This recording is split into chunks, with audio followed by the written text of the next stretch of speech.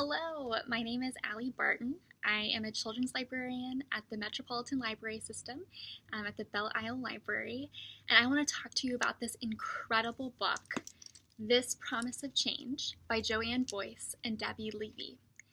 Imagine you are on your way to school and angry mobs block your path, spitting insults and other derogatory terms at you. Even once you reach inside the school, you are still berated by constant harassment from classmates and even teachers.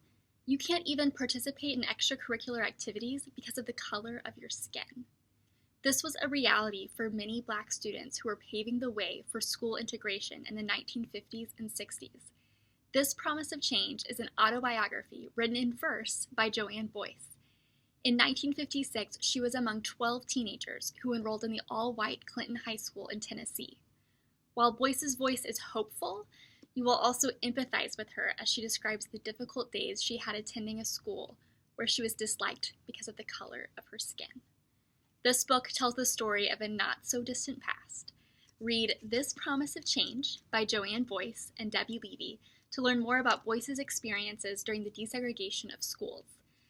Some read-alikes for this title are Brown Girl Dreaming by Jacqueline Woodson, March Forward Girl by Melba Beals, which was on last year's Sequoyah list, and Child of the Dream, a memoir of 1963 by Sharon Robinson.